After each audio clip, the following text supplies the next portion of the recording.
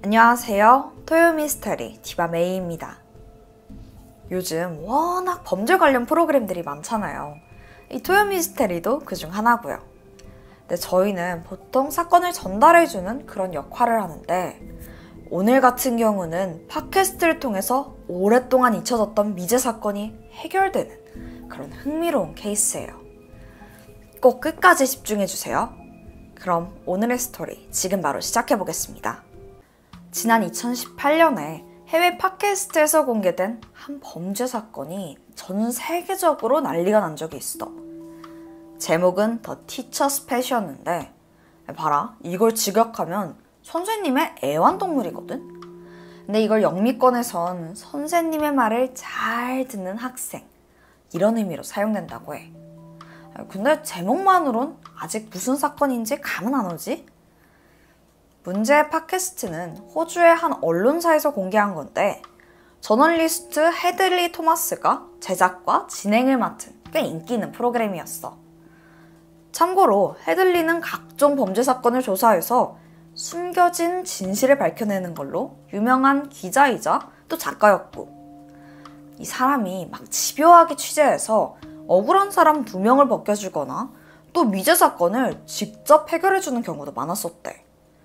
그런 그가 새롭게 꺼내든 사건이다 보니까 당연히 사람들의 이목이 쏠렸지. 자, 사건에 대해서 조금 더 알아보자면 한 실종에 관한 내용이었어. 이 사람은 33살의 간호사 리셋 도슨인데 시드니 작은 마을 베이비에서 살고 있었어. 1982년 1월 9일은 리넷이 친정엄마랑 2 딸들이랑 같이 피크닉을 가기로 한 날이었어. 친정엄마가 먼저 약속 장소에 도착해 있었지. 근데 한참을 기다려도 딸 리넷과 손녀들이 모습을 보이지 않는 거야. 그러다 잠시 후에 돌연 사위 크리스한테 연락이 오더라. 근데 이때 뭐라고 하냐면, 장모님, 리넷이 혼자만의 시간이 필요하다면서 집을 나갔어요. 이러는 거야. 자, 일단 이 남편에 대해서도 알아보자. 리넷과 크리스 도스는 12년차 부부였어. 고등학교 때 사귀기 시작해서 아예 결혼까지 한 커플이야. 2 딸도 낳고 행복한 가정을 꾸리고 있었지. 네, 특히 남편 크리스가 이 지역에서 꽤나 유명 인사였거든. 왜 그랬냐면 남편은 전직 럭비 선수 출신으로 일부 팀에서 활약하던 뛰어난 실력의 선수였어. 심지어 잘생기고 성격도 좋아서 인기도 많았고, 그 인기가 어느 정도였냐면 잡지 모델, TV 광고에도 나올 정도였어. 운동선수가 그 정도면 완전 유명인사잖아. 근데 1970년대 당시 호주에서는 럭비라는 그 운동 자체가 비교적 규모가 좀 작았다고 해. 그래서 그 인기치고는 돈벌이가 썩 좋진 않았었지. 이후 리넷과 결혼하면서 이제 가장이 된 거잖아. 그래서 고민하다가 결국 선수를 그만두고 좀 비교적 현실적인 직업을 선택하는데 그게 바로 학교 체육 선생님이야. 좀 더 안정적이고 돈도 뭐 더 잘 벌 수 있었거든. 곧바로 체육교사 자격증을 땄고 바로 시드니 북부에 있는 크로머 고등학교에 배정받아서 교사 생활을 시작하게 돼. 크리스의 커리어 전환은 성공적이었지. 오랜 운동을 해오다 보니까 몸매도 다부졌지, 또 키도 훤칠하지. 그러니까 학생들의 관심을 받기에 충분했었고, 심지어 럭비 선수였으니까 애들이 완전 좋아한 거야. 순식간에 학교의 스타가 돼버려. 이렇게 남편이 유명인사가 되니까 자연스럽게 리넷한테도 눈길이 쏟아졌어. 그럴 때마다 리넷은 그냥 수줍게 웃어넘기곤 했었대. 근데 그랬던 그녀가 갑자기 가출을 했다고? 이건 가족은 물론이고 이웃들한테도 충격인 거지. 갑자기 집을 나갈 이유가 전혀 없어 보이니까. 아이, 근데 그쯤에 마을에서 이상한 소문이 돌더라고. 사실 리넷은 가출이 아니라 살해를 당한 거고 그 범인은 남편 크리스다, 그런 이야기였어. 당연히 사람들은 말도 안 된다고 생각했지만 얼마 후에 크리스가 보인 행보는 모두를 의심하게 만들었어. 리넷이 사라지고 정확히 이틀 뒤부터 크리스의 집에서 낯선 사람이 목격된 거야. 그게 겨우 10대 정도로 보이는 어린 소녀더라고. 심지어 그녀는 크리스랑 같이 이 집에서 머무는 것 같아. 이상해.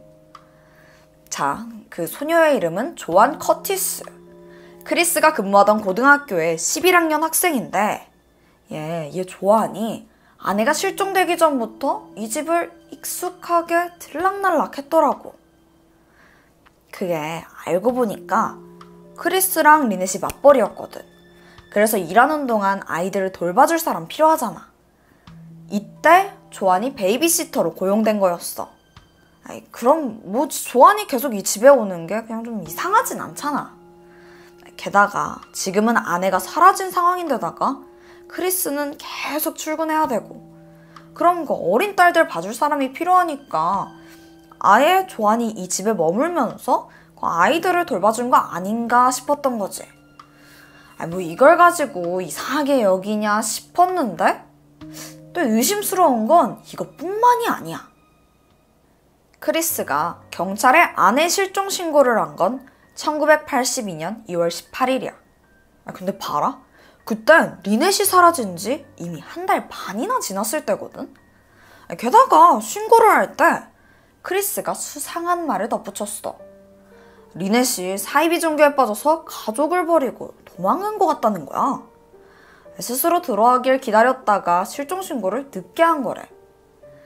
이후에도 크리스가 줄줄 설명을 늘어놓는데 사실 리넷이 집을 나간 후에 자기한테 한번 전화를 한 적이 있대. 그게 정말일까? 이렇게 되면 리넷이 사라진 후에 전화를 받았다는 사람은 남편 크리스가 유일해.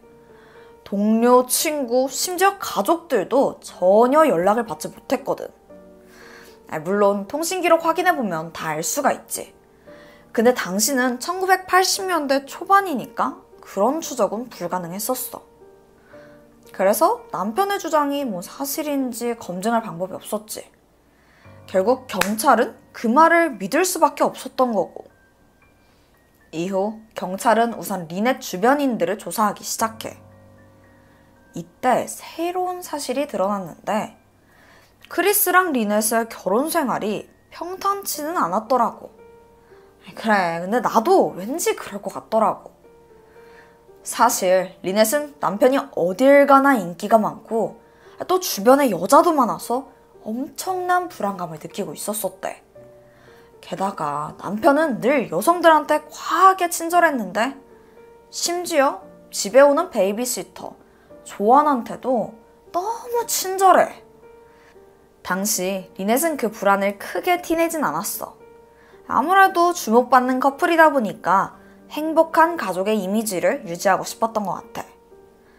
그러다가 서서히 한계에 다다랐고 결국 가정상담을 받기로 하는데 리넷이 사라지기 딱 하루 전날 부부가 상담소를 방문했던 거야. 상담을 마친 뒤 리넷은 엄마랑 통화를 했어. 그리고 엄마한테 모든 것이 다 잘 될 것 같다고는 했지만 엄마가 듣기엔 딸 목소리가 좀 불안정하다고 느껴지는 거야. 그래서 바로 딸한테 넌 괜찮냐고 물어보거든? 근데 이때 리넷은 크리스가 술을 좀 따라줘서 취한 것 같아요 라고 하더라고. 근데 크리스랑 리넷은 평소 술을 마시질 않거든? 뭔가 이상하다는 싶었지만 그냥 그러려니 하고 넘어갔지. 그런데 다음날 리넷이 사라진 거야. 심지어 오래전부터 기대하던 딸의 학교 행사에도 참석하지도 않았었고. 가족들은 이게 단순 실종이 아니라 사건 같아서 경찰이 좀 더 적극적으로 수사해주길 바랬는데 경찰의 반응은 영 미적지근했어. 그게 리넷은 이미 성인이고 또 남편이랑 불화도 있었으니까 자발적으로 가출할 가능성이 높다고 생각한 거야. 그래도 가족들은 꾸준히 수사를 요청했고 결국 조사가 시작되는데 이제부터 비밀이 하나씩 벗겨지게 되는 타이밍이야. 수색을 하던 경찰이 리넷의 집 뒷마당에서 옷가지들이 묻혀있는 게 발견돼. 이 옷이 왜 여기 있어? 뭔가 수상하잖아. 남편한테 물어봤지만 자기는 아무것도 모른다는 거야. 경찰은 근데 이 옷만으로는 범죄와의 연관성을 찾기가 힘들었어. 지금 상황이 애초에 리넷이 죽었는지 살았는지조차 모르잖아. 그런데 그 와중에 남편 크리스는 기다렸다는 듯이 리넷과 이혼을 준비하더라고. 지금 아내가 실종 상태인데 이혼은 곧죽어도 하겠다는 거야. 결국 1983년 이혼 처리됐고 이 다음 해인 1984년 바로 재혼하더라. 근데 상대가 누구였는지 알아? 자기 제자이자 두 자식을 돌봐주던 조안이었어. 근데 사실 예상했지. 자, 미쳐버려. 이건 아내가 실종된 지 정확히 2년 만에 일어난 일이야. 크리스의 주장대로면 아내가 죽은 것도 아니고 그냥 집을 나갔을 뿐인데 뭐 찾으려는 노력도 없이 이혼에 바로 재혼까지? 그러니까 애초에 별로 걱정도 안 한 거지. 이런 행동에 처음엔 크리스를 좀 감싸주던 사람들도 의심할 수밖에 없었어.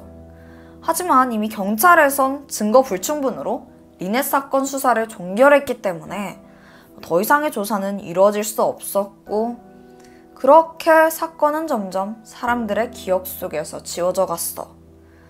시간은 무려 36년이나 흘렀는데 다시 현재로 돌아와서 2018년 헤들리 토마스가 팟캐스트에서 이 사건을 다루면서 다시 수면 위로 이게 떠오른 거야. 그는 일주일 간격으로 자기가 이 사건에 대해 알게 된 새로운 사실들을 폭로해 나갔어. 우선 당시 마을 주민들 그리고 크로머 고등학교의 학생들을 인터뷰하는 걸로 시작되는데 이 과정을 통해서 밝혀진 사실은 충격적이었어. 크리스와 조안은 이미 눈치챘겠지만 불륜관계였고 리넷이 사라지기 1년 전 그러니까 조안이 만 15세였을 때부터 이미 연인관계였다고 해. 당시 크로머 고등학교 학생을 만나서 직접 증언을 들었는데 그땐 교사랑 학생의 불륜은 꽤나 흔한 일이었대. 그러니까 학교에서 젊은 남자 교사랑 여고생이 사귀는 게 충분히 있을 수 있는 그냥 스캔들 정도로 여겼다는 거야. 심지어 학생들은 누가 어느 선생님이랑 연애하는지 다 알고 있기도 했었고 애초에 당사자들이 이걸 숨길 생각이 없었거든. 크로머 고등학교의 불륜 문화는 하나 더 있어. 그게 바로 베이비시터 알바를 핑계로 여학생을 집에 들이는 거야. 더군다나 아내가 집에 없는 틈을 타 부정한 관계를 맺기도 했었고. 근데 꼬리가 빌면 밟히는 법이지. 리넷이 이 사실을 알게 됐어. 자기 남편이 미성년자 제자이면서 또 베이비시터를 해주는 조안이랑 그 불륜 상태인 거 그거. 이건 엄청난 충격 그 자체잖아. 부부 사이는 급격히 악화됐고 가정 상담도 받았지만 둘은 나아질 기미가 없어 보였어. 근데 이때 남편한테 든 생각은 반성? 미안함? 절대 아니야. 만약 이혼을 하게 되면 그 줘야 될 이자료가 엄청날 텐데 이게 걱정인 거야. 그래서 어떻게 할까 고민하다가 리넷을 살해하고 사체를 유기하자는 생각을 한 거야. 이후엔 아내가 사이비에 빠져서 도망을 갔다 어쩌고저쩌고 그냥 핑계를 댄 거고. 안타깝게도 그가 어떻게 살인을 했고 어디에 시신을 유기했는지는 정확히 밝혀내지 못했어. 이미 시간도 많이 지났고. 만일 과거에 경찰이 조금 더 적극적이었다면 단순한 과출로만 보지 않았다면 상황은 좀 달라졌겠지. 그렇게 경찰이 꾸물거리는 사이에 크리스는 알리바이 잘 만들어내고 또 동시에 증거를 말끔히 인멸하는데 성공해. 회심의 미소를 지었겠지. 이후에 모두가 알다시피 제자였던 조안과 결혼까지 한 거고. 그럼 조안은? 조안도 이 크리스의 범행 사실을 다 알고 있었을까? 모든 걸 다 알고 있었어. 하지만 겨우 16살 어린 나이에 선생님과 동거를 하면서 완전히 크리스를 의지했잖아. 또 한편으론 이 방법이 두 사람이 유일하게 함께할 수 있는 방법처럼 느껴졌을 거고. 아니, 정확히는 크리스가 조안이 그렇게 믿도록 가스라이팅을 한 거지. 결국 조안은 결혼 생활을 쭉 이어갔고 그 사이에 아이도 낳았지만 버티다 못하고 1991년 결별을 결심해. 이때 조안은 경찰서로 달려가서 크리스가 리넷을 죽였어요. 이렇게 신고했거든? 근데 여기서 또 말도 안 되는 일이 벌어져. 경찰이 당사자 크리스를 부르더니 그 사실을 확인하고 앉아있는 거야. 크리스는 저 조안이 그 양육권 노리고 일부러 그런다고, 일부러 자기 비방한다고 주장했고, 경찰은 이걸 받아들이고 말았지. 이후에 아무런 조사 없이 또 증거 불충분으로 크리스를 한 번 더 풀어주게 된 거고. 자, 이렇게 사건의 전말이 유명 범죄 팟캐스트를 통해서 퍼져나갔지? 그리고 나서 호주뿐만 아니라 각종 영미권 국가에서도 이 큰 주목을 받게 돼. The Teacher's Pet. 이젠 이 제목의 의미를 좀 알겠지? 선생님에게 조종당한 조안과 또 그에게 살해당한 아내까지 이 모든 이야기를 포함한 거야. 이 팟캐스트는 2천만 조회수를 달성하면서 관심이 쏠려. 그러니까 자연스럽게 경찰의 재수사가 이루어졌지. 그러자 기다렸다는 듯 추가적인 증언이 쏟아지더라고. 결국 1919년 12월 마침내 뉴 사우스 웨스트 경찰은 크리스 도슨을 아내 살해 혐의로 체포하게 돼. 검찰은 팟캐스트에서 수집한 증거와 증언으로 그를 강하게 추궁했지만 재판이 쉽지는 않았어. 무엇보다 그가 리넷을 살해했다는 직접적인 증거가 없는 거야. 시신마저 발견되지 않은 상태고. 모든 것은 증언과 또 정황상의 증거뿐이었지. 그렇게 재판은 또 지지부진하게 흘러가나 싶었는데, 아니, 이 사건에는 제일 중요한 증인이 있어. 바로 크리스랑 불륜을 저질렀던 학생 조안이 있잖아. 근데 또 안타까운 건 조안이 이 살인에 대해서 직접적인 증거가 있는 건 아니야. 목격했던 것도 아니고. 그래서 재판에서는 전 남편 크리스가 자기를 어떻게 조종했는지에 대해서만 증언했었어. 보니까 이것도 심각하더라고. 입는 거, 말하는 거, 행동하는 거 모두 크리스의 지시에 따랐어야 됐대. 이 남자의 아주 폭력적이고 비정상적인 모습을 아주 낱낱이 까발렸지. 2022년 8월 모두의 이목 속에서 크리스 도슨의 재판이 시작돼. 여전히 리넷의 시신은 발견되지 않은 상황이라서 과연 어떻게 판결이 날지 아무도 예상할 순 없었어. 최종적으로 판사는 리넷의 실종 당일 아내가 집을 나갔다면서 크리스가 거짓말한 점과 또 미성년자에게 병적으로 집착했다는 점을 인정했고, 모든 정황상의 증거를 토대로 크리스에게 리넷 살해 혐의와 또 사체 유기 혐의로 유죄를 판결하게 돼. 거의 40년 동안 아무도 관심을 갖지 않던 그 사건이 드디어 이렇게 해결된 거야. 그래서 기쁘긴 하지만 생각해봐봐. 사건 당시 경찰은 너무나도 아니랬어. 크리스 말만 다 믿어줬고 거의 36년 만에 팟캐스트가 이 사건을 꺼내들고 해결까지 한 거지. 이게 참 이러면 안 되는 건데 유가족은 그동안 얼마나 답답했겠어. 안타깝게도 여전히 리넷의 시신은 발견되지 않았어. 하지만 이제라도 악마 같은 사위 크리스의 죄를 밝혀냈으니 그 가족들의 한을 조금이나마 풀어줄 수 있었던 것 같아. 자, 내가 준비한 이야기는 여기까지야. 지금까지 토요미스테리 디바메이. 우린 다음 영상에서 또 만나자. 안녕하세요. 토요미스테리 막내 디바메이예요. 저 요즘 진행 실력 많이 늘었다고 시카님한테 칭찬받았어요. 근데 사람 마음이 다 그렇잖아요. 칭찬받으니까 더 잘하고 싶은 거 아시죠? 그래서 오늘은 좀 더 진지한 마음으로 사건을 소개해보려고 합니다. 그럼 사건 바로 시작해볼게요. 오늘 이야기는 바로 작년 2022년에 태국 전역을 충격에 휩싸이게 만든 의문의 사망사건이야. 주인공은 바로 태국의 인기 여배우였던 파차라 위라퐁이야. 그녀는 땡모라는 이름으로 활동하면서 전국적인 인기를 끌고 있었는데 수십 개의 드라마에서 주연, 조연을 맡았을 정도로 태국 TV에서 자주 등장하던 아주 유명한 인물이었어. 그러던 2022년 2월에 갑자기 실종된 거야. 자, 파차라 위라퐁이라는 이름이 너무 기니까 앞으로 그녀의 예명이었던 땡모라고 부를게. 우선 그녀가 실종된 2월 24일로 돌아가 보면 그날 땡모는 친구들이랑 짜오프라야강에서 요트를 타면서 즐거운 시간을 보내고 있었어.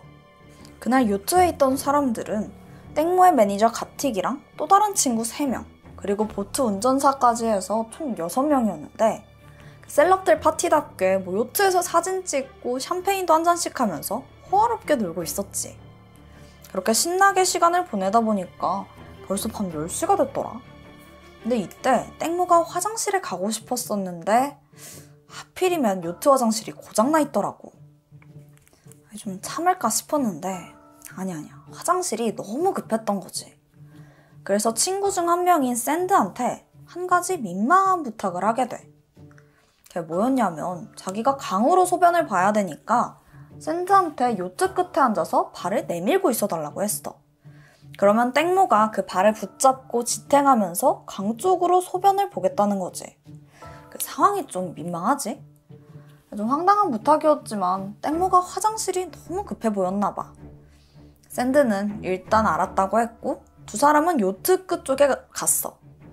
그리고 그곳에서 샌드가 앉았고 또 땡모가 다리를 붙잡을 수 있게 길게 뻗어줬지. 땡모는 샌드의 다리를 잡고 요트 밖을 향해 웅크리고 앉아서 급하게 소변을 보게 돼. 대충 무슨 상황인지 그려지지. 그런데 그 순간 갑자기 요트가 가속 페달을 밟는 거야. 배가 앞으로 슉 나가니까 땡모는 중심을 잃고 그대로 강에 빠져버렸어. 그런데 문제가 있어. 배에 타있던 사람들이 다 야경을 보느라고 완전히 다른 방향을 보고 있었던 거지. 그래서 땡모가 강에 빠지는 순간을 목격하지 못했었고. 아니 근데 샌드는? 여기서 진짜 이상한 게 있는데 땡모가 화장실 보는 동안 샌드는 민망할까봐 핸드폰을 보고 있었대. 그러면서 자기도 땡모가 떨어지는 걸 보지 못했다는 거야. 근데 이게 좀 말이 안 되는데 어쨌든 상황은 남아있는 사람들의 진술이니까 좀 더 들어보자고. 땡모가 갑자기 강으로 사라졌어. 너무 갑작스러운 상황이었었고 다시 배를 돌려서 땡모를 찾기 시작해. 1시간 동안 나름대로 수색을 했지만 도무지 찾을 수가 없는 거야. 결국 이들은 경찰에 급하게 신고를 하게 돼. 경찰과 구조대가 현장에 도착한 시간은 자정쯤이었거든. 그러다 보니까 현장은 어두운 데다가 또 강 물살은 너무 거센 상태여서 땡모를 찾기가 너무 어렵더라고. 그렇게 수색은 무려 38시간 동안 이어졌어. 거의 하루 반 동안 강을 뒤진 거야. 결국 땡모는 2월 26일 실종된 지 이틀 만에 마지막 요트 지점으로부터 한 1km 정도 떨어진 피블송크란 부두 인근에서 시신으로 발견되고 말아. 그녀의 폐에서 모래가 발견됐더라고. 그래서 사인은 익사로 판명되게 돼. 갑작스러운 유명 여배우의 죽음에 태국은 완전 난리가 났지. 사람들 다 충격받고 전국적으로 다충혈 물결이 이어졌어. 그런데 사건 정황이 공개되고 사람들은 땡모 사망에 대해서 의문점을 제기하기 시작한 거야. 우선 땡모가 소변을 보기 위해서 요트에서 그렇게 위험한 행동을 했다는 게 그게 자체가 이상하다는 거지. 아무리 밤이라 해도 요트 위에서 친구 다리를 붙잡고 소변을 넣는다? 태국 사람 대부분이 얼굴을 아는 셀럽인데 이런 행동하는 게 솔직히 납득이 가진 않잖아. 그리고 심지어 요트가 그렇게 크지도 않았었거든. 그러니까 요트 어디에 있었던 간에 소면을 누는 상황이 훤히 보이는데 그게 더 이해가 안 가지 않아? 이상한 점은 이게 끝이 아니야. 사건 당일 땡모는 한벌 수영복 위에 커버업 같은 치마를 입고 있었어. 지금 보는 이 사진이 SNS에 올라온 건데 그날 입었던 옷이거든? 대충 어떤 옷인지 감이 오지? 자, 근데 여자가 수영복을 입고 화장실을 가려면 어떻게 해야 하냐면 이게 다 밑으로 내려서 벗어야 돼. 그러니까 나체 상태가 되는 건데 과연 땡모가 그걸 감수하고서도 소변을 봐야 했던 걸까? 다른 대안이 없었냐고? 그것도 아니야. 사실 잠깐 정박하자고 했으면 충분히 어딘가에 내려서 화장실을 갈 수가 있어. 땡모는 굳이 왜 이렇게 위험한 행동을 했던 걸까? 이쯤 되니까 의심의 화살은 친구들에게로 쏠렸어. 친구들의 증언이 수상하다고 생각한 거지. 사실 그 친구들이 유일한 목격자잖아. 그래서 그 증언대로만 수사가 진행되고 있었거든. 그 중에서도 특히 땡모의 매니저이자 오랜 친구인 가틱이 의심의 눈초리를 받더라고. 근데 그게 괜히 그러는 게 아니라 이유가 있어. 알고 보니까 땡모랑 가틱이 그냥 평범한 친구 사이만은 아니었던 거지. 우선 가틱한테 딸이 한 명 있었어. 근데 땡모가 그 아이를 엄청 아끼고 사랑했다고 해. 근데 그냥 이모 마음 같은 그런 수준이 아니라 땡모가 아이를 입양할 정도인 거야. 그래서 두 사람이 함께 아이를 키우기도 했었고 이건 태국 전 국민이 알고 있는 사실이기도 했어. 근데 왜 가틱을 의심했냐고? 사실 땡모 앞으로 거액의 생명보험이 들어있더라고. 이 상황에서 땡모가 사망하게 되면 자연스럽게 그 보험금은 서류상 자식인 가틱의 딸한테 가겠지? 그러면 이 재산은 친모인 가틱 거나 다름이 없잖아. 그러고 보니까 그 요트 모임도 가틱이 주선한 자리였더라고. 완전 수상하지. 그리고 가틱이 사건 직후 땡모의 어머니한테 딸의 실종 사실을 알리지 않았다는 것도 밝혀지기도 해. 결국 2022년 2월 27일 가틱은 기자회견을 열었는데 기자들은 왜 땡모의 어머니한테 그녀의 실종 사실을 알리지 않았냐고 물어봤거든. 그런데 가틱이 뭐라고 했는 줄 알아? 땡모의 어머니와 친하지 않기 때문이라는 거야. 아니 이게 무슨 말도 안 되는 소리야. 아무리 그래도 가족한테 알리는 건 기본이잖아. 근데 알고 보니까 사실 땡모의 어머니가 친엄마는 아니었거든. 그래서 땡모랑 엄청나게 살갑고 친밀한 관계는 아니었다고 하더라고. 하지만 가틱은 친구이기 전에 매니저잖아. 어쨌든 수상한 점은 그게 끝이 아니야. 가틱은 땡모의 시신이 발견되고부터 장례식이 끝날 때까지 단 한 번도 모습을 드러내지 않았어. 이 정도면 나 범인이에요 광고한 거 아니야? 오랜 친구고 또 매니저라는 사람이 장례식에 오지 않은 건 말이 안 되잖아. 그런데 그 와중에 가틱이 장례 기간 동안 변호사 사무실을 들락날락거렸다는 사실이 밝혀져. 도대체 무슨 일이 있었길래 장례식에도 안 가고 변호사부터 만나는 거냐고. 수많은 의심과 논란 속에서 땡모의 부검이 이루어졌어. 그런데 허벅지 안쪽에서 깊게 패인 상처가 발견된 거야. 사람들은 땡모가 요트에서 추락한 후에 모터 프로펠러에 부딪혀서 찢긴 게 아니냐고 추측했지만 법의학자들의 생각은 달랐어. 이 상처가 모터 프로펠러랑 전혀 관련이 없대. 왜냐면 보통 요트에서 추락하면 모터에 빨려 들어가잖아? 그러면 어떤 한 부위만 다치는 게 아니라 그 시신이 전체적으로 훼손되기 때문에 그 몸 한 곳에만 상처가 생기는 건 사실상 불가능하다고 해. 혹시 땡모가 사망하기 전에 요트 위에서 무슨 일을 이미 당했던 건 아니었을까? 경찰은 보트를 여러 번 다시 조사하고 부검도 또 다시 해봤지만 그날의 진실은 결국 밝혀지지 않았어. 그냥 결국에는 땡모가 그날 술을 마셔서 벌어진 사고사라고 판단했고 그대로 사건을 종결시킨 거지. 근데 오히려 대중들은 도저히 수사 결과에 납득할 수가 없었던 거야. 그렇다면 아직 남은 사람이 있지. 가틱에 대한 조사는 어떻게 됐을까? 놀랍게도 아예 기소조차 되지 않았어. 그리고 사건 당일 가틱을 포함해서 당시 요트에 있던 그 모든 사람들은 땡모 실종 신고를 하고 경찰과 구조대가 현장에 도착한 직후에 바로 집에 돌아갔다더라고. 그리고 모두 24시간 동안 연락도 안 받고 경찰 조사에도 되게 비협조적이었대. 그런데 충격적인 사실이 드러나. 이 친구들이 이렇게 연락이 안 되던 와중에 사건 현장 근처에 있던 주유소 CCTV에 그들이 다 모여서 뭔가 대화를 나누는 것 같은 모습이 찍혀 있던 거야. 경찰 조사는 피하면서 자기들끼리 모여서 대체 무슨 대화를 나눈 걸까?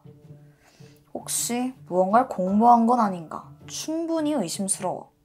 자, 나는 이 사건에서 제일 이상한 게 샌드야. 자기 다리 붙잡고 있던 친구가 갑자기 요트에서 떨어졌는데 그 순간 자기는 핸드폰 보느라고 그 상황을 못 봤다고? 그걸 못 볼 수가 있는 거야? 그러고 보니까 샌드랑 땡모가 있던 그 요트 뒤편에 손잡이도 있었었거든? 다시 생각해보면 친구 다리를 잡고 그 균형을 잡는 것보다 그 손잡이를 잡는 게 훨씬 안정적일 수가 있었어.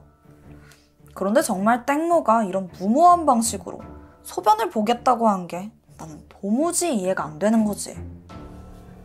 이런 상황에서도 샌드에 대한 조사는 전혀 진행되지 않았어. 이후 땡모 죽음에 관해서 추가적인 수사도 또 처벌도 없었다고 해.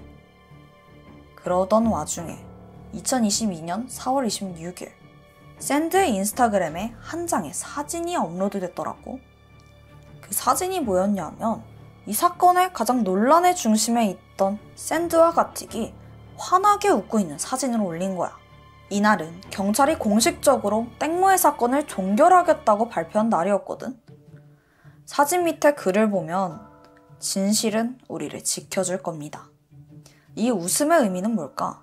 친구가 죽었는데 자기들은 혐의가 풀렸다고 다행이라는 의미일까? 아니면 그날 진실을 완벽하게 잘 덮었다는 안도의 웃음인 걸까? 결국 사건은 사고사로 마무리됐고 요트에 함께 있던 사람들도 아무런 혐의를 받지 않았지. 그런데 이 사건 까도 뭐가 계속 나온다? 알고 보니까 땡모의 어머니가 요트의 주인이자 그날 사고 때 함께 있었던 남성 B씨. 이 사람으로부터 위로금 명목으로 10억 원을 받은 게 드러나. 이 10억 원의 의미가 뭐였냐면 나는 땡모의 엄마로서 같은 배에 있던 모든 일을 용서한다 라면서 수사를 종결하는 조건이었던 거지. 이렇게 유족이 더 이상 수사를 원치 않으니까 경찰도 뭐 어떡해.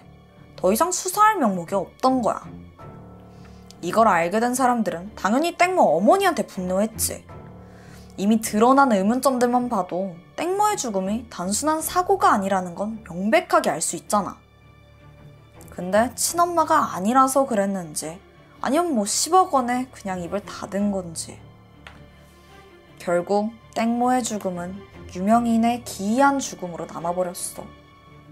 사건과 관련된 사람들은 수사나 뭐 처벌 없이 잘 살고 있고 사건으로부터 1년 정도가 지난 지금 땡모의 죽음을 안타까워하는 건 오로지 팬들 뿐이야. 땡모의 마지막이 어땠을지 진실은 요트에 있던 그 사람들만 알겠지. 태국에서는 아직도 이 사건에 대한 재수사를 요구하는 그 목소리가 끊이지 않고 있다고 해. 나는 정말 믿었던 친구들이 이렇게 돌아설 수 있다는 거에 참 씁쓸했어. 친구도 가족도 진심으로 그녀의 죽음을 안타까워하고 또 추모해주는 사람이 없는 것 같아서 더 슬프더라고. 너무 최근 사건이라 더 와닿았던 것 같아. 그리고 혹여나 이 사건이 정말 사고였다면 애꿎은 친구들만 고생했겠구나 싶었는데 그러기엔 의문점이 너무 많은 거지. 어쨌든 땡모 죽음에 관한 진실이 꼭 밝혀지길 바랄 뿐이야. 지금까지 토요미스테리 디바메이. 저는 다음 영상에서 뵐게요. 안녕하세요. 토요미스테리 디바메이입니다. 혹시 전에 시카님이 토미에서 했던 일본 신칸센 살상 사건 기억하시나요? 잘 모르시는 분들을 위해서 좀 짧게 설명하자면 지난 2018년 6월 도쿄에서 오사카로 가는 신칸센에서 22살의 남성 코지마 이치로가 마구잡이로 칼을 휘둘렀던 사건이에요. 묻지마 범죄로 사망자까지 나온 좀 충격적인 사건이다 보니까 당시 일본 언론에 엄청난 관심을 받게 됐죠. 그러던 중 한 출판사가 용의자는 자폐증이라는 헤드라인으로 기사를 썼는데 이게 큰 비판을 받았어요. 마치 범인의 장애가 범행의 원인인 것처럼 그 편견을 조장했다는 거죠. 많은 사람들이 분노했고 결국 사과와 함께 기사는 삭제됐고요. 과연 범인이 가진 이 장애가 열차 칼부림 사건의 원인이었을까요? 오늘 스토리도 어쩌면 이 사건과 밀접한 관련이 있을 것 같아요. 그럼 오늘의 이야기 본격적으로 시작해보겠습니다. 반말 모드 해볼게요. 지난 2001년 4월 말쯤인데 도쿄 다이토구 아사쿠사에 이상한 소문이 돌더라고. 4월이면 날씨 되게 따뜻하잖아. 근데 웬 남자가 두꺼운 모피코트에 렉서폰더 모양 털모자를 쓰고 거리를 배회하고 있다는 거였지. 근데 딱 봐도 너무 이상하잖아. 사람들 사이에선 이 남자를 예의주시하라는 소문이 돌았었어. 근데 그가 이렇게 주목을 받게 된 거는 이 차림새뿐만이 아니라 그 사람이 보인 좀 기이한 행동 때문이었어. 자, 4월 26일에 이 남자가 처음 목격됐거든. 목격자에 따르면 팬더 모자를 쓴 수상한 남자가 한 50대 정도로 보이는 다른 남성의 뒤쪽으로 접근하더니 갑자기 머리를 막 내려치면서 욕을 퍼부었다는 거야. 목격담은 계속 나왔어. 3일 후인 4월 29일인데 주민 한 명이 운동을 하던 중에 이번에는 공원 벤치에 앉아있는 그 팬더 모자 남자를 본 거야. 근데 이 남자가 한참 동안 멍하니 스미다강을 보고 있더래. 호기심이 생겨서 남자한테 말을 걸었거든. 근데 그 남자가 아무 대답도 없이 그냥 훅 일어나더니 그냥 가버리더라고. 다음 날인 4월 30일. 이번에는 아침 9시 반에 그 팬더 모자 쓴 남자가 또 출몰을 하는데 이번엔 상황이 좀 심각했어. 남자가 갑자기 주머니에서 칼을 꺼내더니 옆에 지나가던 여성을 막 위협하는 거야. 놀란 여성이 비명을 지르면서 손에 들고 있던 우산으로 공격을 어떻게든 막아냈어. 간신히 도망치는데 성공했고 바로 경찰에 신고했지.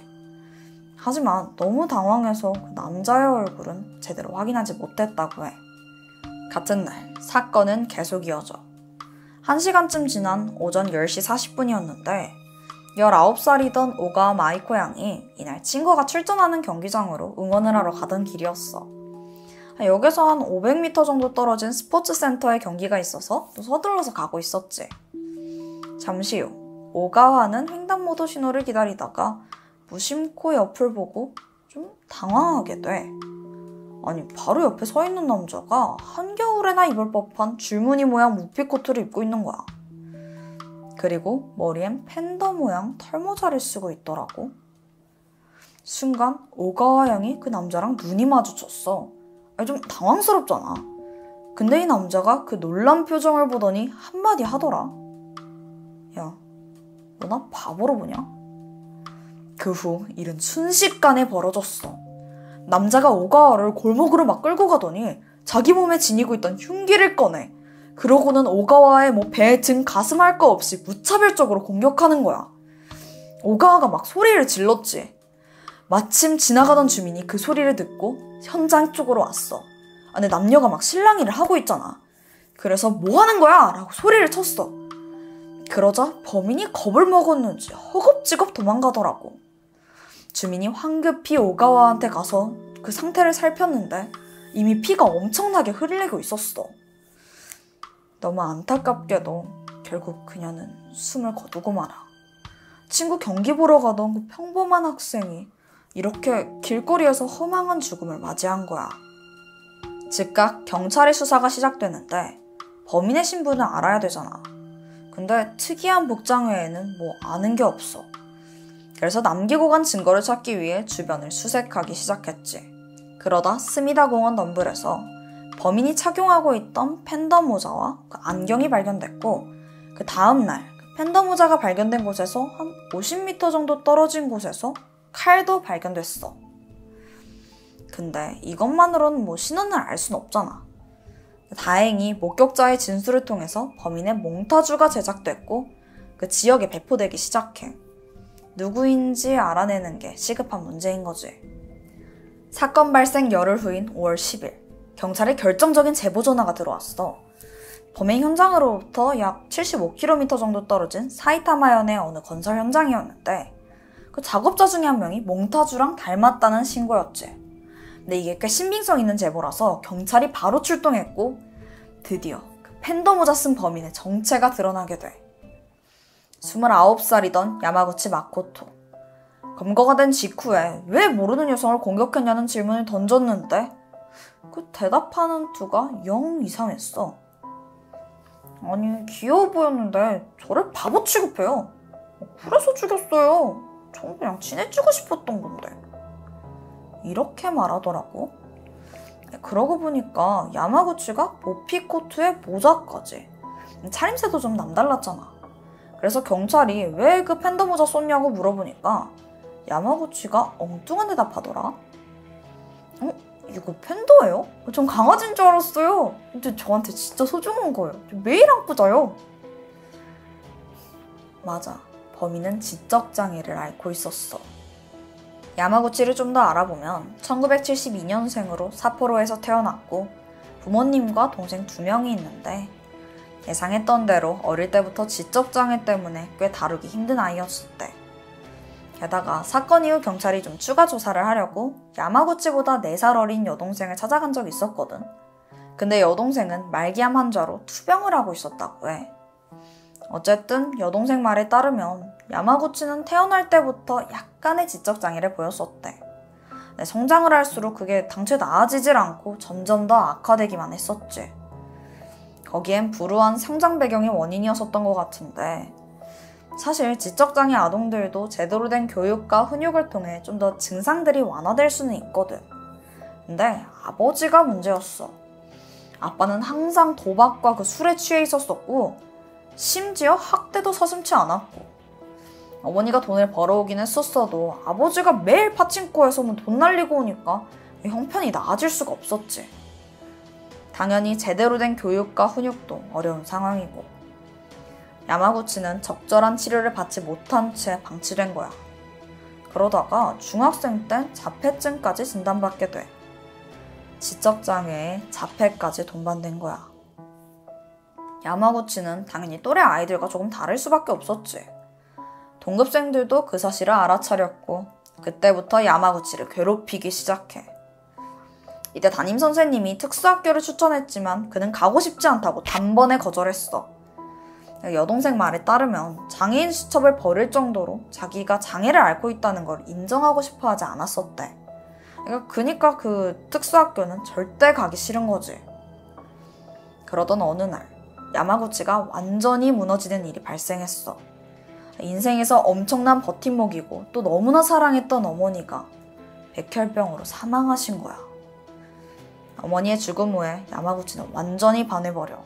더 폐쇄적으로 변해지면서 간신히 학교를 졸업하고 단순 작업이 가능한 일을 구했었지만 오래 하진 못했었다고 해. 그 시키는 일을 제대로 이해하지 못했거든. 처음엔 직장 동료들이 하나하나 인내심을 갖고 가르쳐줬지만 그것도 한두 번이지. 자기들도 일해야 되니까 본인들도 짜증이 난 거지. 결국 야마구치는 어딜 가나 따돌림을 당했고 심하면 폭행을 당하는 일도 있었어. 근데 집에서도 사정은 딱해. 아빠가 맨날 돈 다 탕진해버렸고 폭력은 심해져만 가. 참다 못한 그는 결국 가출을 했는데 그러다 선택한 건 안타깝게도 어둠의 길이었어. 1991년 삿포로역에서 소매치기를 시작하더니 이듬해에는 무기단속범 위반으로 벌금형을 선고받기도 해. 그러니까 아마 흉기를 휘둘렸나 봐. 또 1994년 7월에는 강간미수로 3년, 1995년에는 자전거 절도죄가 추가됐고 감옥을 들어간 지 3년 만에 가석방을 받았지만 얼마 안 가서 무전취식을 하면서 또다시 징역 3년을 선고받아. 그렇게 그는 계속해서 범죄를 저질렀고 종종 여동생한테 전화해서는 돈을 보내달라고 화를 내기 일쑤였지. 여동생은 지칠 대로 지친 상태였어. 매일 전쟁 같은 아버지에 오빠는 매일 감옥까지. 생활고에다가 심지어 자기는 암투병을 하고 있었잖아. 결국 여동생은 돈 보내달라는 오빠 전화에 울분을 토해내. 다시는 돌아올 생각도 하지 말고 그냥 죽어버렸으면 좋겠다고 매몰차게 전화를 끊어버린 거지. 그런데 어쩌면 이게 도화선이 된 것 같기도 해. 이 통화가 있고 얼마 안 있어서 야마구치가 묻지마 살인사건을 일으키게 되거든. 이에 여동생은 자기가 사건의 계기가 된 것 같다면서 형사들 앞에서 눈물을 흘렸었대. 참고로 사건이 있고 7개월 후 야마구치의 여동생의 그 병세가 악화되면서 결국 25살이라는 어린 나이에 세상을 떠나고 말아. 그녀는 지금까지 인생에서 즐거웠던 일은 단 하나도 없었다는 씁쓸한 마지막 말을 남겼어. 어머니가 돌아가시고 아버지와 오빠를 대신해서 가족들 생계를 책임지느라 그 스트레스랑 압박이 좀 상당했던 것 같아. 마지막 소원은 그냥 혼자 살고 싶었다고 하더라고. 앞서 야마구치의 칼에 찔려 숨진 오가와 마이코뿐만 아니라 그의 여동생도 또 다른 피해자 중 하나가 아닐까. 지적장애, 자폐를 동반하고도 제대로 된 보호를 받지 못한 채 무법자로 살아온 청년 야마구치. 그가 벌인 살인사건에 대해서 여러 가지 생각이 들지. 지난 2004년에 일명 팬더모자 살인사건의 재판이 열리게 돼. 이때 야마구치는 정신적인 장애는 인정받았지만 그가 범행 직후에 도주했다는 점, 또 소지하던 모자와 흉기를 버린 점이 지목됐어. 그러면 당시에 그가 스스로 어떤 나쁜 행동을 하고 있는지 분명히 자각하고 있다고 볼 수 있잖아. 그럼 이게 죄라는 거를 분명히 알았을 거고. 그래서 사건 당시의 심신미약 주장은 받아들여지지 않았어. 재판부는 무기징역을 선고했고 야마구치는 현재도 교도소에서 복역 중이야. 때로 범행 동기를 이해하기 어려운 묻지마 범죄 같은 그런 사건이 일어나면 오히려 그 이유를 명확하게 알고 싶어 하는 것 같아. 그러다 보니까 만약 범인이 정신질환이나 장애가 있다고 하면 역시 그게 문제였다고 단정 지어버리기도 하더라고. 그런데 범죄자의 심리나 범행 동기를 규명하는 건 결코 쉽지 않은 일이야. 특히 장애를 가졌다고 해서 그 장애가 범죄를 유발했다고는 절대로 볼 수 없잖아. 그래서 혹여나 이 사건이 지적장애와 자폐 때문에 벌어졌다고 단정지어서는 절대 안 된다고 생각해. 실제로 일본 재판부도 단순히 심신미약으로 사건을 처리하지도 않았었고. 조금만 둘러봐도 어떤 장애가 있더라도 사회의 일원으로서 건강하고 행복하게 잘 살고 있는 사람들이 많잖아. 진짜 문제는 이거야. 장애를 가진 한 사람을 그 가정과 사회가 어떻게 잘 돌봐야 되는지. 나는 그 부분이 이 사건을 통해서 되게 잘 드러났다고 생각해. 물론 가정에 1차 책임이 있지만 만약 야마구치가 사회에서 지원해주는 특별 교육이나 어떤 지원을 받았으면 상황은 좀 나아지지 않았을까? 오늘 이 사건은 정말 내내 많은 생각을 들게 하는 것 같아. 오늘 준비한 스토리는 여기까지야. 지금까지 디바메이. 그럼 우린 다음 영상에서 또 만나. 안녕하세요. 토요미스테리 디바메이입니다. 최근 미국 언론을 시끄럽게 달군 한 한국인 여성이 있어요. 심지어 나이도 어린 겨우 20대 대학생이었죠. 오늘은 그녀와 관련된 사건을 알아보고 도대체 무슨 일이 있었는지 자세히 설명해 볼게요. 그럼 지금 바로 시작해봅니다. 이 사진 속 남성은 22살의 필리핀계 미국인 알렉산더 우틀라야. 미국 보스턴 컬리지라는 명문대학교에서 생화학을 전공하고 아직 졸업도 하기 전에 이미 브링엄이라는 병원에서 임상연구원을 일할 정도로 엄청나게 우수한 학생이었어. 참고로 브링엄이라는 병원 내가 처음 들어가지고 한번 검색해봤거든. 그랬더니 2021년 세계병원 순위 3위를 했더라고. 엄청 유명한 병원인 거지. 알렉산더는 말 그대로 모범생이었어. 학업뿐만 아니라 학교 내 동아리 활동도 되게 열심히 하고 친구도 많고 그냥 완전 엄친아야. 교수님들 칭찬이 마르질 않았대. 게다가 2년 동안 행복한 연애 중이었지.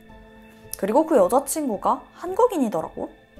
2019년 5월 20일이었는데 이날은 보스턴 컬리지의 졸업식 날이었어. 알렉산더도 그날 졸업식 예정이어서 그 가족들이 다 보스턴에 왔다고 해. 이미 병원에도 취직했고 성적도 되게 좋고 인기도 많은 그런 완벽한 아들의 졸업식이니까 가족들 모두 설레하고 있었지.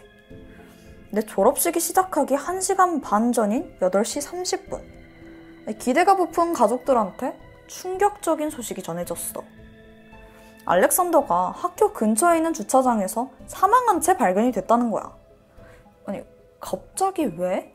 보니까 옥상에서 스스로 뛰어내린 것 같대. 가족들은 당연하고 친구들도 이 죽음에 대해서 도저히 믿을 수가 없었어.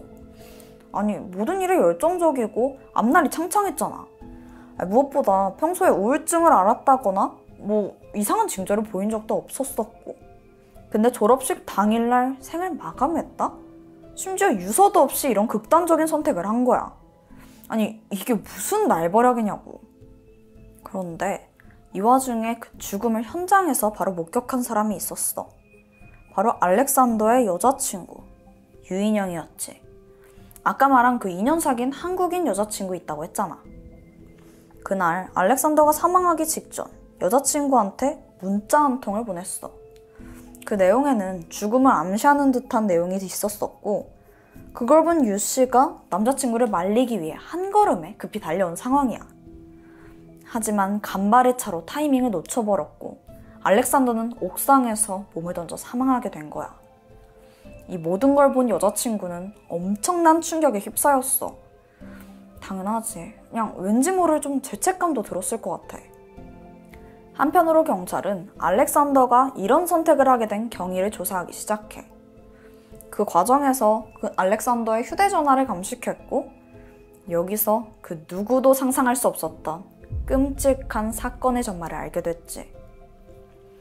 우선 2년 반 전인 2017년 12월로 거슬러 올라가 볼게. 알렉산더는 학교에서 필리핀 커뮤니티 모임에 참석했었어. 그리고 거기서 우연히 한국인 유학생 유인영을 만나게 된 거지. 유 씨는 경제학을 전공하고 있었는데 되게 조용한 학생이었대. 눈에도 잘 띄지도 않았었고, 주변인들은 그녀를 모범생이라고 생각하고 있기도 했어. 반면 알렉산더는 모임 내에서 굉장히 사교적이고 또 리더십이 있는 편이었거든. 그러니까 둘이 완전히 반대지. 오히려 그렇게 다른 모습에 끌렸던 걸까? 유 씨랑 알렉산더는 몇 번 데이트를 하더니 곧 마음이 커졌고 진지한 연인 관계로 발전하게 돼. 하지만 이들의 풋풋한 연애에 금세 위기가 닥쳐왔어. 사실 알렉산더한테 전 여자친구가 있었었거든. 둘은 헤어졌지만 여전히 좋은 친구 사이였대. 요즘에 그런 경우도 있잖아. 헤어지긴 했어도 종종 커피도 같이 마시고 밥도 먹고 SNS 팔로워 상태도 그대로였어. 조금 그렇다고 생각할 수도 있는데 둘이 부적절한 관계는 진짜 아니었다고 해. 그냥 완전 친구 사이. 근데 또 이게 여자친구는 이해가 안 될 수도 있잖아. 그리고 알렉산더 생각에 여자친구가 좀 질투심이 많은 편인 것 같았었대. 그래서 굳이 전 여자친구에 대해서 유 씨한테 말할 필요는 없다고 생각했지. 하지만 이 비밀은 그렇게 오래 가진 못했어. 어쩌다 보니 유 씨가 알렉산더랑 전 여자친구가 연락하는 걸 알고 완전 열받은 거야. 그리고 그때부터 남자친구에 대한 통제가 시작돼. 잠깐 친구 만나러 간다고 해도 혹시 전 여자친구 만나는 건 아닌지 막 추궁을 했지. 게다가 하필 여자친구랑 알렉산더랑 수업 하나가 겹치는 게 있었었거든. 그러니까 그 수업을 들을 때면 유 씨가 완전 신경이 날카로워져서 신경질적으로 반응하는 거야. 점점 힘들어하던 알렉산더는 결국 여자친구의 요구를 들어주기로 했어. 그게 뭐였냐면 서로 휴대폰에 위치 추적 어플을 까는 거야.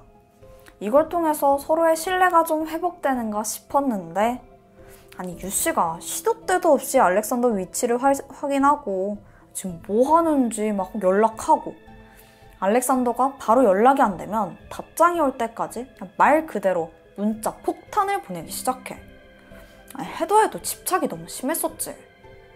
이 커플이랑 같은 동아리던 친구들 말에 따르면 둘 사이는 이미 1년 전부터 약간 이상한 기류가 있었다고 하더라고. 유 씨는 알렉산더가 어디서 뭘 하는지, 지금 누구랑 있는지, 또 앞으로 뭘 할 건지 하나하나 간섭했고, 남자친구 행동이 마음에 안 들면 좀 과격하고 폭력적인 모습을 보이기 시작했어. 아니 학교 친구들 앞에서도 이랬었는데 둘이 남겨졌을 땐 더 심각했을 것 같아. 이런 유 씨의 행동은 어느새 알렉산더의 일상을 서서히 잠식하고 있었지. 그리고 알렉산더의 졸업식이 가까워질 때쯤 유 씨의 통제는 진짜 극에 달았다고 해. 특히나 알렉산더가 그 졸업식에서 전 여자친구를 마주칠 수 있다고 생각했고, 그게 너무 싫은 거지. 알렉산더가 사망하기 전 2달간 두 사람이 주고받은 그 문자 메시지를 살펴보니까 무려 7만 5천 통이야. 7만 5천 통. 그중 4만 7천 통은 유씨가 일방적으로 보낸 거더라고. 아니 이게 계산을 해보면 하루에 1200개나 문자를 주고받았다는 소리인데 그 중에 심지어 그 유씨 혼자서 800통의 문자를 보낸 거지. 아니 이게 1, 2주가 아니라 하루 동안 보낸 건데 이게 말이 되냐고. 따져보면 유씨는 자는 시간 빼고 하루 종일 폰만 붙들고 있었던 거지. 그러니까 이게 정상적인 관계는 아닌 것 같아. 그리고 틈만 나면 전화하고 뭐 영상통화 걸고 말 그대로 쉴 틈 없이 연락을 한 거야. 근데 더 심각한 문제가 있어. 그러니까 둘이서 나눈 그 대화들을 한번 봤는데 이게 연인의 연락이라고 보기 좀 이상한 거지. 유씨가 어떤 식으로 말하냐면 네가 죽으면 네 가족도 세상도 더 나아질 거야. 이런 식의 문자를 보내더라. 근데 이게 남자친구한테 할 소리는 아니지. 그 선 넘은 폭언은 계속돼. 아, 그럴 바엔 죽어. 스스로 목숨 끊으라고. 유씨가 진짜 이런 문자를 했어. 아니 이럴 거면 그냥 헤어지지. 대체 왜 이러는 거야? 추후에 전문가들이 보니까 당시 유씨는 남자친구를 완벽하게 통제해왔어. 마치 알렉산더를 세뇌하듯이 비슷한 내용을 반복해서 보냈고 처음엔 자기 목숨을 담보로 알렉산더를 위협했었대. 뭐 네가 떠나면 나 죽을 거야. 너 때문에 죽고 싶어. 네가 죽지 않으면 내가 죽을 거야. 이런 말은 한 사람의 마음을 무너뜨리기에 충분하지. 특히 이 문자를 보내는 사람이 자기랑 제일 가까운 그 연인이라는 게 너무 충격이었을 것 같아. 그럴 때마다 알렉산더는 제발 그러지 말아달라고 애원을 했고 이 대화는 수백 번이나 반복됐어. 그러던 2019년 4월 15일에 이번엔 유씨가 남자친구한테 이런 문자를 보내게 돼. 너 어떻게 그렇게 멍청할 수가 있어? 넌 말 그대로 죽어야 돼. 나 좀 내버려두고 어디 가서 좀 죽어. 그 후로도 무능하다. 진짜 너 때문에 모두가 불행해. 이런 식의 폭언을 퍼부었어. 이런 대화가 지속되니까 알렉산더 또한 좀 스트레스로 미쳐가는 듯 했어. 한 번은 친구한테 여자친구 때문에 힘들다고 도움을 요청한 적도 있었었고 또 그쯤에 일기장에 써놓은 걸 보면 유인영의 목소리가 쉴 새 없이 죽으라고 속삭인다 라고 되어 있었어. 이게 진짜 환청을 겪은 건지 아니면 단순히 비유적인 표현인진 모르겠지만 알렉산더의 상태가 얼마나 심각했는지 느껴지지. 당시 이 이야기를 들은 친구는 곧바로 학교 상담사한테 도움을 요청했지만 겨우 한 번 상담하더니 상담사는 알렉산더가 심각한 상태는 아니다 라는 결론을 내렸고 이후 알렉산더는 다시는 도움을 요청하지 않았어. 2019년 5월 19일 졸업식 하루 전날이었는데 알렉산더는 유씨가 머물던 기숙사로 갔고 거기서 두 사람은 함께 하룻밤을 보냈어. 그리고 다음날 아침 유씨가 눈을 떴을 때 알렉산더는 어디론가 사라져버리고 없더라고. 대신에 문자가 남겨져 있었지. 내 마지막 밤을 너와 함께 보내서 행복했어. 유씨는 이상함을 느끼고 즉각 위치 추적 어플을 켰는데 알렉산더의 GPS가 꺼져 있는 거야. 너무 불길하잖아. 그래서 알렉산더한테 문자로 당장 GPS 키라고 보냈는데 이때 알렉산더는 소름 돋는 대답을 보내왔어. 난 높은 곳에 있어. 근데 오래 있진 않을 거야. 유씨는 이 말을 어떻게 받아들였을까? 뭔가 불길하면서도 그냥 반신반의했던 것 같아. 왜냐면 문자 내용을 보면 알렉산더, 너 지금 뭐하냐? 네가 날 사랑한다면 제발 그만해. 그런데 잠시 후 알렉산더의 GPS가 켜지면서 위치가 파악됐어. 한 건물이더라고. 그래도 뭔가 예감이 좋지 않았던 유씨는 당장 택시를 타고 그곳으로 향했지.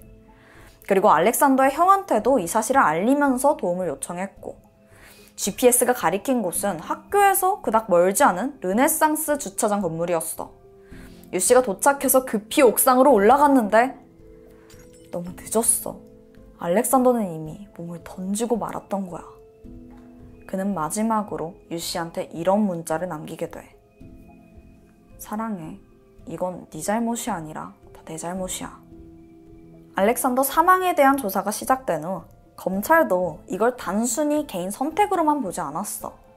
그래서 그의 죽음을 몰고 간 그 유씨를 과실치사 혐의로 기소하게 돼. 사실 이게 인과관계를 밝히기가 참 쉽지 않은 문제긴 해. 근데 경찰은 알렉산더가 유씨와의 관계를 시작하기 전까지만 해도 어떤 우울감이나 정신질환을 겪은 적이 없다는 점, 또 유씨가 2달에 거쳐서 알렉산더한테 47,000여 통의 문자를 보내면서 죽으라고 협박한 점을 주목했어. 유씨와의 관계가 피해자의 정신적 영향을 미쳤다고 판단한 거지. 이후 유씨는 재판을 받게 돼. 그녀의 변호인 입장은 죽어라, 왜 안 죽냐 이런 유씨의 문자는 그저 젊은 커플 사이에서 발생한 미숙한 표현일 뿐이고, 알렉산더는 충분히 그 상황을 벗어날 수 있는 성인인데 오히려 유씨의 연락을 끊지 않은 그의 잘못이다 라는 식으로 몰고 갔어. 글쎄, 아무리 감정 표현에 미숙한 20대라지만 죽으라고 하는 게 그게 감정 표현이야? 그리고 괜히 왜 피해자 탓으로 돌리냐고. 아주 변호사가 그 재판 이기려고 용을 쓰는 거지. 그럼 재판 결과는 어땠을까? 유씨에게는 과실치사로 유죄 판결이 내려졌어. 비록 둘 사이에 그런 물리적인 폭력은 없었지만 재판은 유씨의 정서적 학대를 인정한 거야. 하지만 이걸로 유씨가 받은 처벌은 2년 6개월의 집행유예, 그리고 300시간의 사회봉사, 그리고 10년의 보호관찰 처분이었지. 여전히 유씨는 남자친구 죽음에 자기가 책임이 있다는 게 억울하다는 입장인 것 같아. 이 사건이 가장 충격적인 이유는 여자친구의 지속적인 언어폭력, 그리고 집착과 통제에 의해서 멀쩡히 명문대 나오고 창창한 미래가 보장된 그 한 청년이 이렇게 속수무책으로 목숨을 끊었다는 사실이야. 누군가는 그 피해 남성이 혹시 의지가 너무 나약해서 그런 거 아니냐고 평가할 수도 있어. 근데 알렉산더에게 여자친구는 한때 가장 믿고 또 가족만큼 사랑했던 사람이야. 근데 그런 사람이 지속적으로 나를 하찮게 짓밟아버리고 죽는 게 답이라고 계속해서 말한 상황이야. 만약 우리가 이걸 당한다면 그 결과는 아무도 모르는 거지. 그래서 함부로 비난할 수 없다고 나는 생각해. 가스라이팅 범죄는 가까운 사이일수록 더욱 벌어지기 쉬운 것 같다. 꼭 눈에 보이게 상처를 입고 공격을 당해야만 피해자가 되는 건 아니잖아. 상대방의 심리를 파괴하고 지배하고 또 상처를 준다면 그거 역시 범죄라고 생각해. 혹시 누군가 때문에 두렵다면, 또 고립되어 있다면 주변에 도움의 손길을 요청하는 게 정말 중요할 것 같아. 오늘 내가 준비한 스토리는 여기까지야. 나 영상 내내 반말이 익숙하다 보니까 마지막도 인사하고 갈게. 지금까지 토요미스테리 디바 메이. 우리는 또 다음 영상에서 만나. 안녕하세요. 토요미스테리 막내 디바 메이예요. 오늘 사건은 아주 최근에 발생한 잔인한 사건이에요. 워낙 전말이 좀 특이하고 생소해서 해외 토픽에서도 난리가 났더라고요. 빨리 전해드리고 싶어서 지금 바로 시작해볼게요. 시간은 작년 2022년 8월 16일. 사건이 발생한 곳은 독일 뮌헨 근처에 있는 잉골슈타트라는 작은 마을인데 한 중년 부부가 딸을 애타게 찾고 있었어. 실종된 사람은 23살이던 샤라반. 샤라반은 부모님이랑 뮌헨에서 같이 살고 있었는데 며칠 전에 전남편 만나러 간다고 나가고서 여태까지 연락이 안 됐던 거야. 그래서 부모님은 샤라반 전남편이 살고 있는 이 잉골슈타트에 온 거였지. 부부는 하루 종일 딸을 막 찾아 헤맸는데 도저히 없어. 결국 시간은 흘러서 밤 11시 반 정도였어. 마침 그때 한 주택단지에서 눈에 익은 차 한 대가 보이는 거야. 다가가서 보니까 이게 딸 차더라고. 부부는 즉각 차 안을 들여다보는데 순간 주저앉고 말았어. 차 뒷좌석에 완전히 피로 뒤덮인 젊은 여자가 있는 거야. 당연히 이게 딸이라고 생각한 부부는 큰 충격을 받았지. 그리고 바로 경찰에 신고하게 돼. 여성은 이미 사망한 상태였어. 시신은 피투성이었고 50군데가 넘게 막 몸에 찔린 상처가 있더라고. 특히나 얼굴은 처참할 정도로 훼손돼 있었어. 그래서 신원을 제대로 알아보기도 힘들 정도야. 사실 부부가 첫눈에 봤을 때 대체적인 이목구비랑 신체 조건 그리고 머리 스타일까지 딸 샤라반이 틀림없다고 생각했어. 또 아무래도 시신이 차 뒷좌석에 있었으니까 확신할 수밖에 없었지.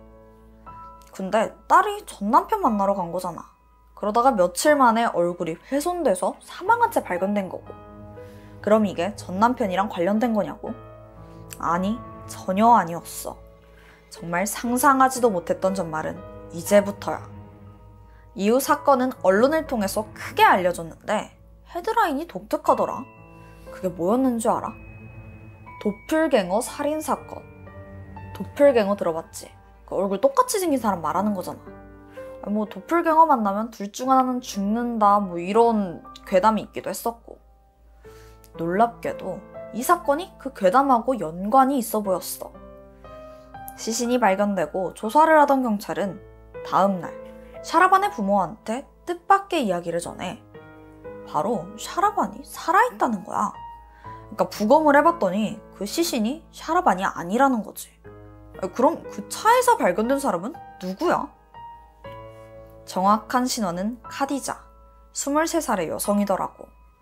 그때까지만 해도 왜 그녀가 샤라반의 차에서 사망해 있었는지, 또 그럼 진짜 샤라반은 어디에 있는지 하나도 밝혀진 게 없었어.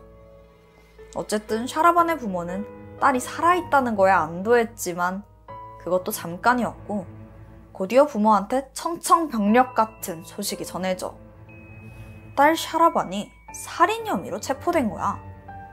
게다가 남자친구 샤키르도 같은 혐의로 체포됐고.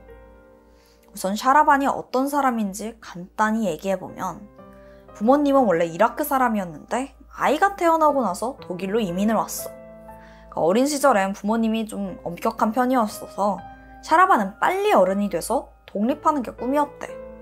성인이 돼서는 미용사로 취직했고 또 결혼도 했지. 자기가 원하는 대로 독립한 거야.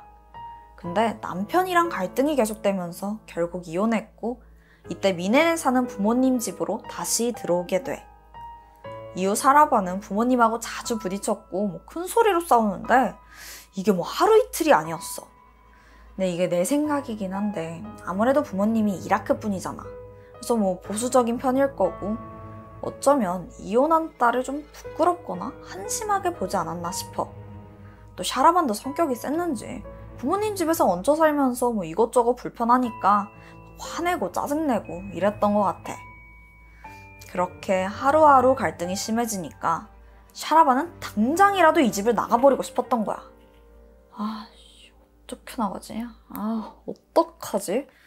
하고 곰곰이 생각하다가 한 가지 방법을 생각해내게 돼. 그게 바로 부모님이 자기가 죽었다고 착각하게 만드는 거였어. 이런 소름 끼치는 계획을 세우고 나서 샤라반이 뭐 했는지 알아?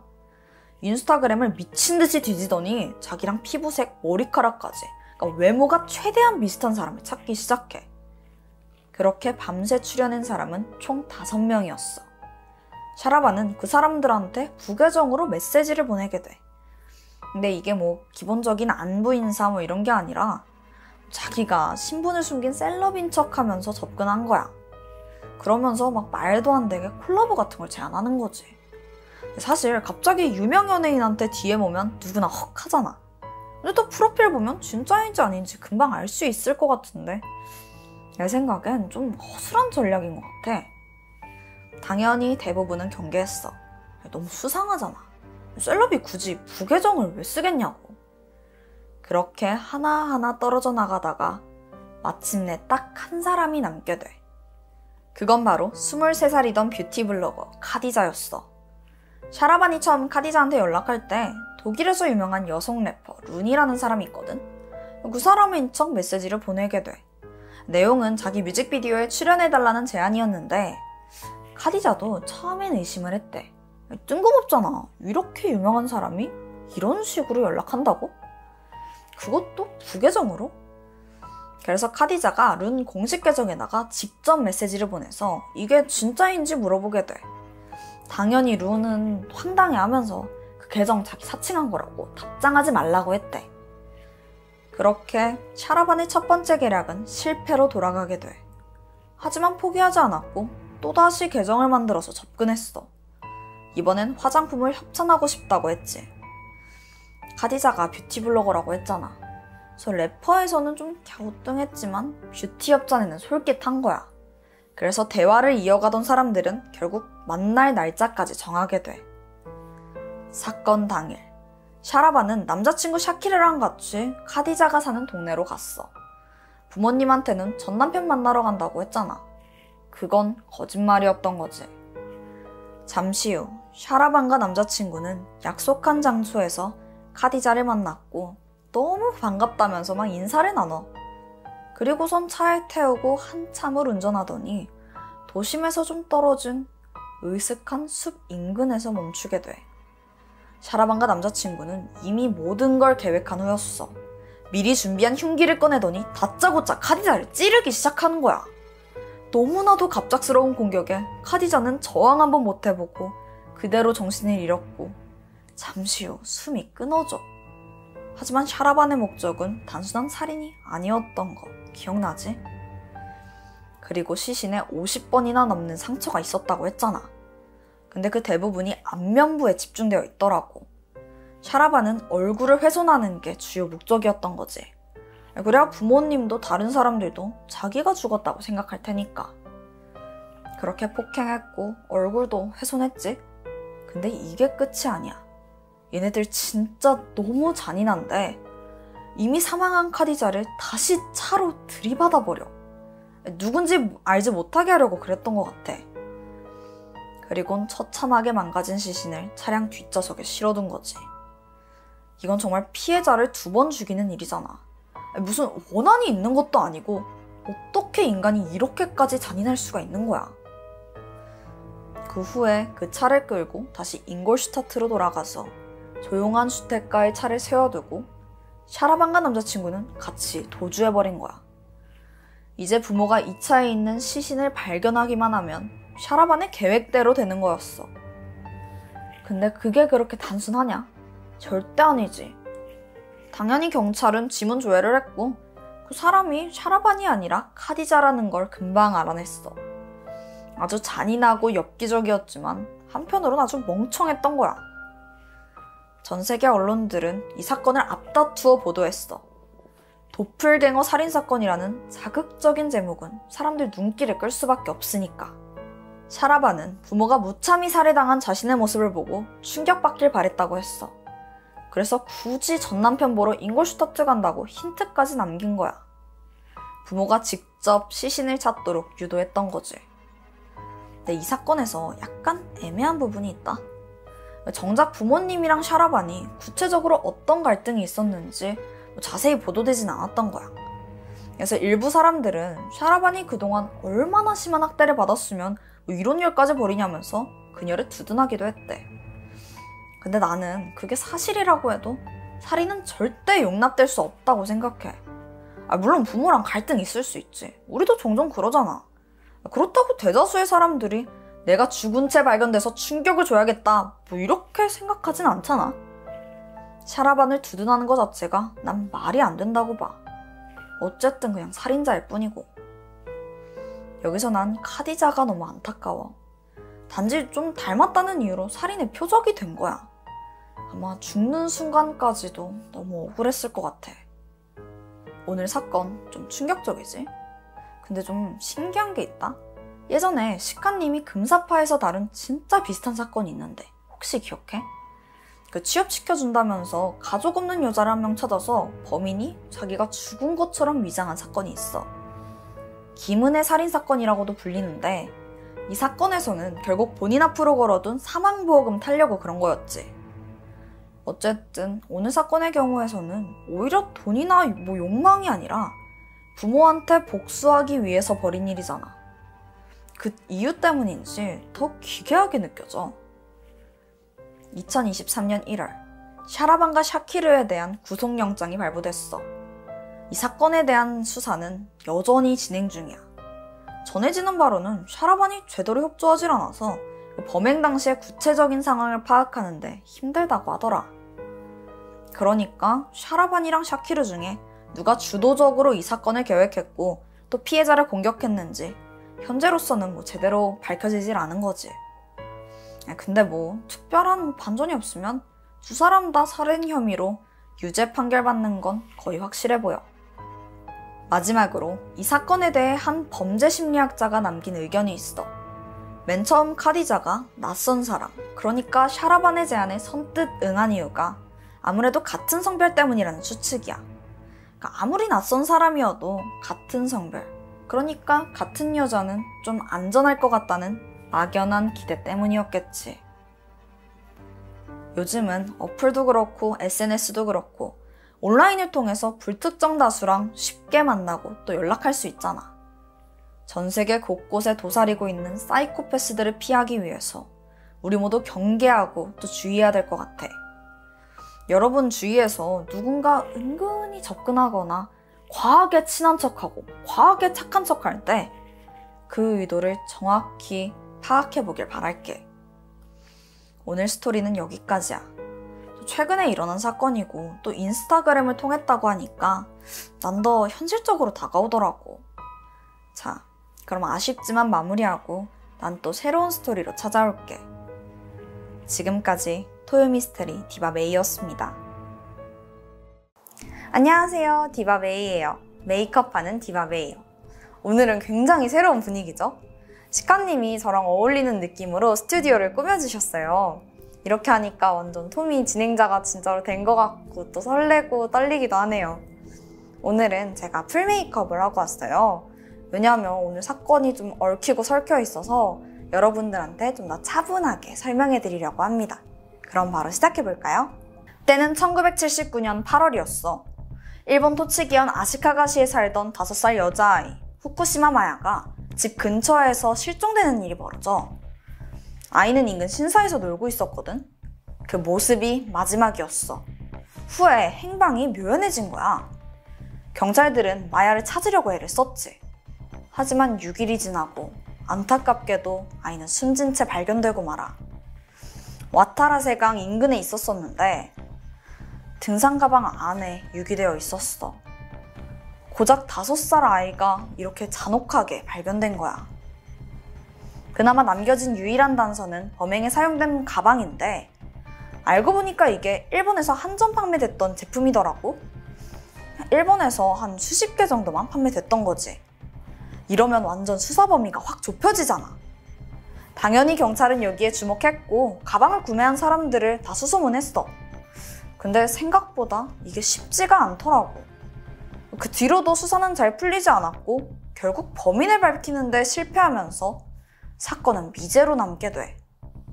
게다가 1994년에 공소시효가 만료되면서 사람들 기억 속에서도 사라지는 듯 했어. 그런데 그로부터 30년이 지난 2007년에서야 한 사람이 마야의 살인사건을 다시 주목하면서 수면 위로 떠오르게 되지. 일본에서 유명한 기자인 시미즈 기요시였어. 시미즈는 한번 사건을 맡으면 약간 끝장을 보고 마는 그런 투철한 기자 정신을 가진 사람이었어. 시미즈가 보도한 대표적인 기사 몇 개가 있는데 그 중 하나는 일본이 과거 중국에서 벌인 난진 대학살에 관한 내용이거든. 이게 일본의 오점을 들추는 거잖아. 그래서 다들 쉬쉬하고 있는데도 불구하고 시미즈가 그걸 다뤘고 결국 일본인들에게 불편한 진실을 깨닫게 만들었지. 그래서 저널리즘 언론인상 7개를 싹쓸이했고 일본 기자계의 전설적인 인물이 돼. 오죽하면 경찰보다 먼저 범인을 잡을 수 있는 기자로도 유명했거든. 어느 정도였냐면 해외로 도피한 그 범인이 있었는데 자기가 끝까지 추적해가지고 경찰에 넘겼더라고. 어쨌든 그런 시미즈가 30년 전에 발생한 미제 사건을 파헤친다는 소문이 있으니까 사람들은 점점 주목하게 된 거야. 일단 시미즈는 이 사건이 연쇄 사건일 거라고 말했어. 왜냐면 마야가 사망한 건 1979년이야. 그때부터 1996년까지 계속해서 3년에서 5년의 간격을 두고 북관동 지역에서만 무려 5건의 유사한 사건이 발생했었거든. 내가 이걸 좀 더 자세하게 설명해 줄게. 먼저 연관 있는 5개의 사건을 보면 앞서 말했던 1979년 8월 5살이던 마야가 집 근처 신사에서 실종됐지. 두 번째로는 5년 후인 1984년 부모님과 파친코에 갔던 5살 하세베 유미 실종 사건이 발생해. 또다시 3년이 지나고 1987년 8살이던 토모코가 집 근처 공원에서 놀던 중 실종. 네 번째는 또 3년 후인 1990년 5월 4살이던 마츠다 마미가 파친코에서 실종됐고, 마지막으로 1996년 7월 이번에도 4살 유카리가 파친코에서 사라진 거야. 이 사건 모두 비슷한 지역에서 여자아이들 실종이 계속 벌어졌던 거. 심지어 이 중 4건은 아직 범인을 잡지도 못하고 장기 미제 사건으로 남아있더라고. 그래서 시미즈는 이 사건들을 모아서 북관동 연쇄 여자 어린이 유괴 사건 이렇게 이름을 붙였고 사건들을 추적하기 시작해. 우선 범행은 모두 토치기현과 군마현 경계 부근 반경 20km 지역 내에서 발생했어. 피해자는 공통적으로 4살에서 8살 사이의 여자 어린아이였고 실종된 시간대가 주말 혹은 공휴일이라는 점도 비슷해. 게다가 5명의 피해 아동들 중에 3명이 파친코에서 실종된 거야. 그리고 또 이 중에 3명의 시신이 와타라세강 이 근처에서 유기됐다는 것도 일치하더라고. 물론 사건이 발생한 거는 뭐 다 제각각인데 그래도 그냥 지나치기엔 공통점이 상당했던 거지. 그래서 시미즈는 이 모든 게 연쇄살인 사건의 가능성이 높다고 판단했던 거야. 그런데 한 가지 이상한 점이 있었어. 아까 5건의 사건 중에 한 가지 사건은 이미 해결됐다고 했잖아. 그 사건은 시간 순으로 나열했을 때 4번째에 발생했었어. 만약 시미즈 기자의 추정대로 5건 모두 동일범에 의한 거라면 범인이 검거된 후에는 더 이상 사건이 없어야 되잖아. 하지만 5번째 사건이 1996년에 또 발생해. 그럼 이거 연쇄가 아니잖아? 혹시 시미즈의 추리가 틀린 건 아니었을까? 아니면 4번째 사건만 연쇄 사건과 관련이 없었던 걸까? 시미즈도 이때 당황했지. 그래서 진위를 확인하려고 끈질기게 취재를 했어. 그러다가 뜻밖의 사실을 알게 돼. 4번째 사건으로 체포된 범인 있잖아. 어딘가 이상했던 거야. 일단 4번째 사건을 좀 자세히 알아보면 1990년 5월 12일이었어. 아시카가시 한 파친코 주차장에서 4살이었던 마츠다 마미가 실종돼. 안타깝게도 아이는 다음 날인 13일 인근 와타라세강 부지에서 시신으로 발견되고 말았지. 그런데 불행 중 다행으로 목격자가 있던 거야. 얘기를 들어보니까 웬 40대로 보이는 남성이 어린 여자아이를 데리고 와타라세강 강둑을 걷고 있는 게 딱 포착됐던 거지. 목격자는 심지어 1명도 아니고 여러 명이었어. 몽타주를 모아보니까 이 남성의 키가 한 165cm 정도이고 수염이 난 동그란 얼굴에 작업복 바지를 입고 있었다고 진술해. 목격자가 많으니까 제보가 활발했지. 그런데 이 중에 일본 경찰이 갑자기 수사 방향을 완전히 바꿔버리는 거야. 지금까지 해오던 목격자의 증언 토대로 진행하던 그 수사를 급 중단하고 뜬금 프로파일링에 의한 추론으로 범인을 잡겠다는 거야. 물론 프로파일링도 중요하지. 근데 그게 실제 목격담보다 더 중요할까? 그리고 보통 그건 증거나 목격자가 없어서 범인을 추론할 때 많이 활용하잖아. 그래서 그때 일본이 프로파일링을 잘하냐? 그것도 아니었어. 90년대 초반이니까 아직 완전 초기 단계인 거지. 그런데도 일본 경찰은 프로파일링이 답이다 이러면서 방향을 바꾸더라. 어쨌든 그렇게 나온 범인의 특징이 뭐였는 줄 알아? 아동 성애자는 독신 남성 중에 많다. 또 단조롭고 규칙적인 생활 패턴을 가진 사람이 엽기적인 행동을 할 가능성이 높다. 이게 무슨 소리야? 그러니까 범인이 독신에다가 단조로운 삶을 사는 사람이라는 거야? 근데 이걸로 범인을 어떻게 찾아? 근데 또 찾아내더라. 지목된 사람은 당시 45살의 남성 스가야 토시카즈였어. 유치원에서 버스 운전기사로 일하고 있었는데 경찰이 뭐라고 했냐면 그가 이런 직업을 택한 것도 중년 독신 남성들한테 보이는 로리콘 성향 때문이라는 거지. 근데 애초에 스가야는 전과도 없었고 범행 동기조차 찾지 못했어. 이거 완전 끼워 맞추기 식이더라고.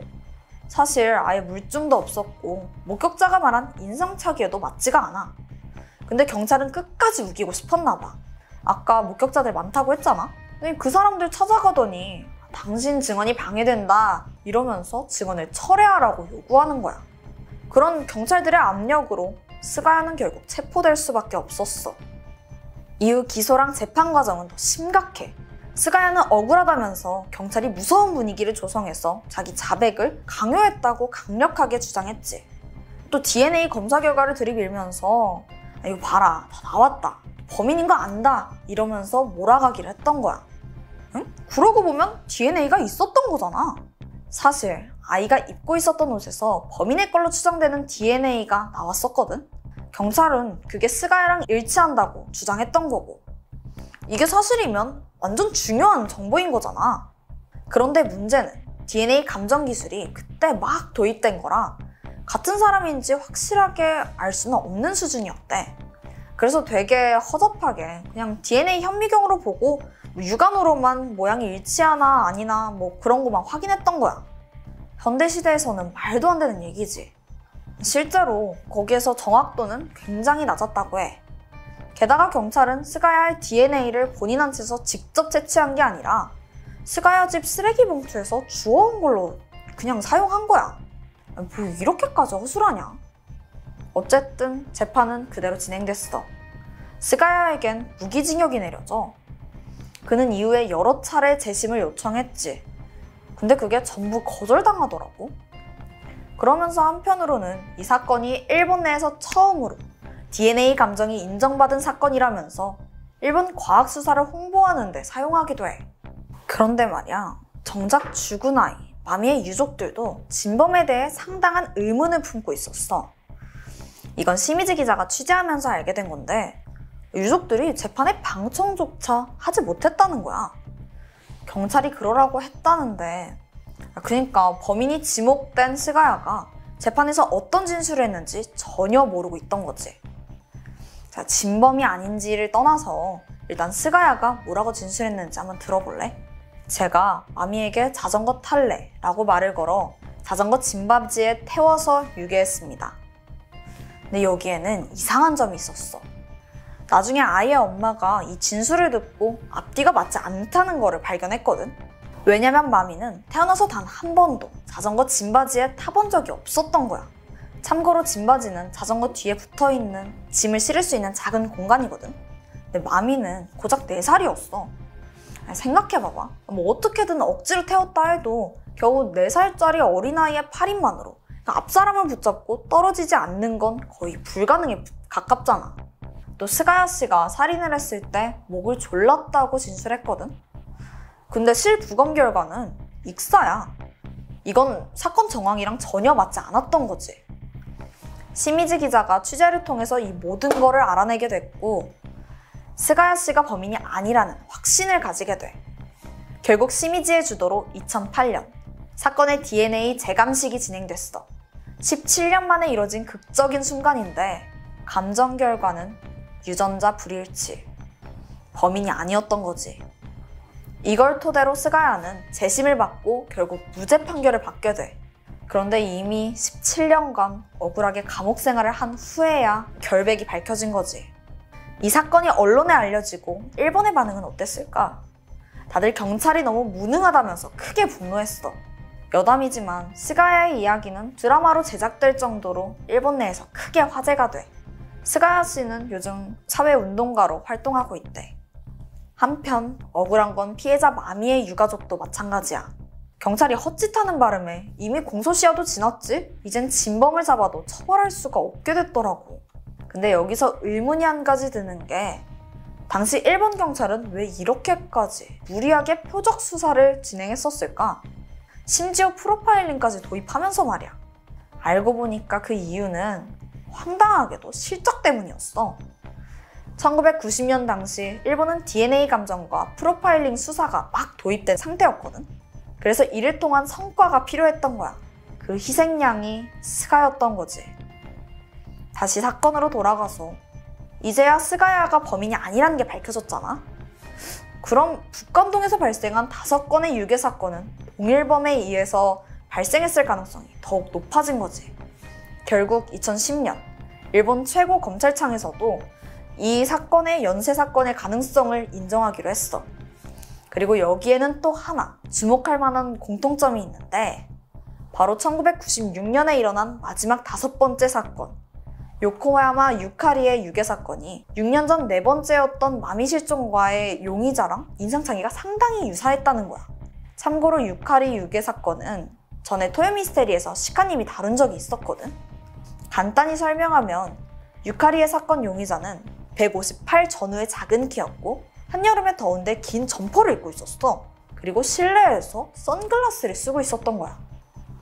당시 유카리가 앉아있던 자리 근처로 와서 말을 건네고 3번 정도 밖을 가리키는 모습이 파친코 CCTV에 찍혀 있었어. 그런데 4번째 사건에 마미양이 실종되기 한 1년 전쯤에 한 남자가 파친코 근처에 있는 그런 유치원들을 배회하면서 막 내부를 들여다본다는 그런 신고가 있었거든. 그 남자의 몽타주가 앞서 유카리 사건의 용의자랑 유사한 거야. 이게 과연 우연이었을까? 이런 디테일한 정황 증거를 모은 시미즈는 2017년에 자기 주장을 담은 책 살인범은 그곳에 있다 라는 걸 발간했어. 그리고 이 책에 아주 놀라운 사실을 고백했지. 자기가 독자적으로 마미 사건의 실제 범인과 접촉을 했다는 거야. 심지어 그의 DNA를 취득해 감정까지 맞췄으며 그가 마미양 사건의 진범위를 확인했다고 하더라고. 시미즈가 지목한 이 인물은 마미 사건의 목격자들 증언에 나온 인상착의랑 상당히 유사했다고 해. 그러면 시미즈가 지목한 사람이 정말 마미양의 사건 진범이라면 나머지 4건에도 동일범이 되는 거잖아. 그래서 시미즈도 경찰에 이 정보를 모두 제공했지. 그런데 예상치 못한 답변이 돌아와. 이미 이 사건의 공소시효가 지나서 재수사를 할 수 없다는 거야. 아니 이게 뭐야 지금. 아니 범인으로 의심되는 사람이 있다며. 아니, 증거도 있다며. 근데 왜 안 잡아? 물론 그 지목된 남성은 자기가 범인이 아니라고 부인했어. 그런데 대중들의 생각은 다르지.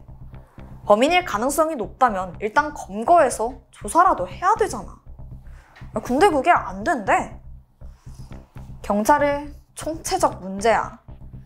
처음부터 무능했고 지금도 그렇고 엄한 사람을 범인으로 몰아서 5번째 피해자도 막지 못했으니까. 결국 경찰은 비난에 대한 두려움 때문에 그냥 이 사건을 회피하고 있는 게 아니냐는 의견이 지배적이었어. 이러한 경찰 조직의 부조리까지 더해지면서 연쇄 사건일 수도 있는 북간동 유아 실종 사건들은 결국 일본 최악의 장기 미제 사건 중 하나로 남아버렸어. 오늘은 좀 힘 빠졌지? 다 밝혀질 듯 했는데 막판에 저러니까 나도 너무 허무하고 답답했어. 사건을 듣고 있는 우리도 이런데 아이를 찾지 못하는 혹은 아이를 잃은 유가족들은 어땠을까? 범인을 찾을 것 같은 신락 같은 희망이 있었는데 한순간에 무너진 느낌이었겠지. 나라가 내 딸을 죽인 범인을 이제는 찾아도 벌할 수가 없다는 거니까. 오늘 내가 준비한 스토리는 여기까지야. 요즘 토미를 내가 직접 준비해보니까 이게 보통 일이 아니더라고. 오늘 이렇게 촬영하고 내일은 또 사건 조사하고 대본도 수정해야 돼. 어쨌든 오늘은 이렇게 마무리하고 나는 다음 영상에서 올게. 다들 건강히 지내.